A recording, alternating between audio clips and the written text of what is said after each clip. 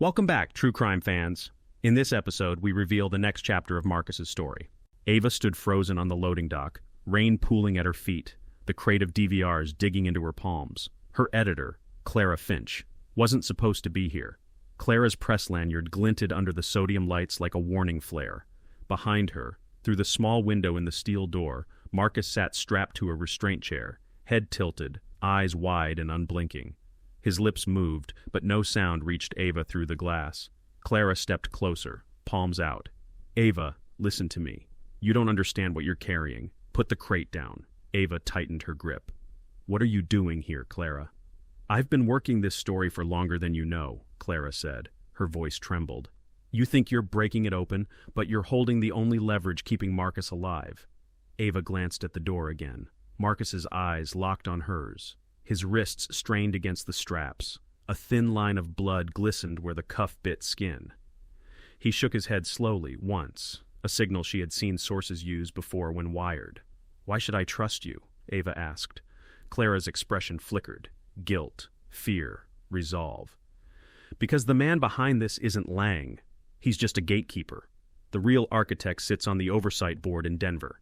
He buried the first whistleblower. He buried the second. And he's waiting to bury you. You walk out with that crate, Marcus dies tonight, and you disappear under an indictment so thick no paper will print your name." Rain hissed through the dock. Ava's mind raced. She had a photograph of Rivera alive after his supposed transfer, a crate full of DVRs, and now her own editor telling her the evidence was a death sentence. "What do you want?" Ava said. "Trade," Clara whispered. "Give me the crate. I'll get Marcus out. We leak together when he's safe." Ava laughed, a sound too sharp for the air. "That's what you told Rivera, isn't it?" Clara flinched. "I tried." Behind the door, Marcus twisted his shoulders and tipped the chair. It crashed onto its side, out of view. An alarm wailed. Voices shouted. In the reflection on the glass, Ava saw Lang coming down the hallway, visor low, radio pressed to his mouth. Ava's choices collapsed into two thin lines: stay and negotiate or run and fight. She set the crate on the wet concrete, slid the photograph of Rivera from beneath the top DVR and into her inner pocket. "Keep it," Clara urged. "It's enough for a headline. It's enough for a war," Ava said. She dropped her camera on the crate too, film still inside, hidden under a false bottom she had built for nights like this. "You want leverage? Here's leverage." Lang burst through the inner door. "Enough," he barked. Officers spilled in behind him, batons drawn. Ava stepped backward toward the open dock door. "You want me, Lieutenant? You'll have to catch me outside your jurisdiction." Lang raised a hand. "Stop her!" Clara moved first. She swung her lanyard, metal clasp catching Lang's wrist, and shoved the crate toward him. DVRs slid like bricks, scattering across the dock. Lang stumbled, cursing. Clara hissed, "Go!" Ava bolted through the rolling door into the storm. Cold air slapped her face. She sprinted down the drainage ditch, shoes slipping in mud. Behind her came shouts, then the crackle of radios. She heard Marcus yell, a raw sound carried by the wind. A chain-link fence loomed ahead. She grabbed the wires, hauled herself up. The top bristled with barbs. She hooked a sleeve over them and rolled, dropping hard on the other side. The photograph pressed against her chest like a heartbeat. Headlights appeared on the service road. A delivery truck braked, horn blaring. Ava waved both arms. The driver, a young woman with tired eyes, leaned out. "You bleeding? Press!" Ava gasped, holding up her ID. "Drive!" The truck door swung open. Ava climbed in. As the truck lurched forward, she looked back. Floodlights swept the yard. Lang stood on the dock holding the photograph Clara had knocked from her pocket, the dummy she had planted.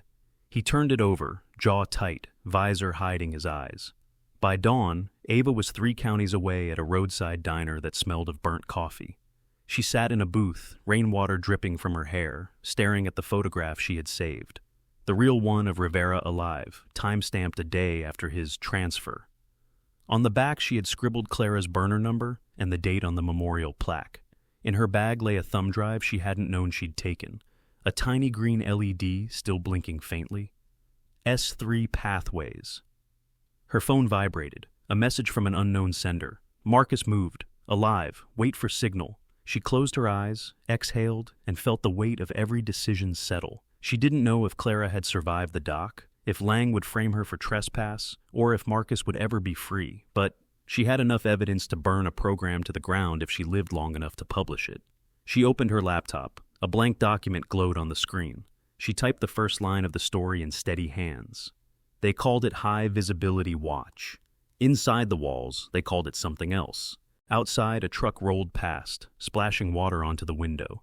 In the reflection, Ava saw her own face, pale and drawn, and behind it the faint silhouette of a chair bolted to a floor, straps hanging loose like snakes. She hit save. Then she whispered the line she had rehearsed in her head on the run, a promise to herself and the viewers who would one day watch the video built from these words. If you think this story was intense, you're not ready for the next one. Hit subscribe so you don't miss it. And somewhere back at Northgate, in a room off the cameras, a green LED blinked once and went dark. Like and subscribe to get notifications immediately the new video released.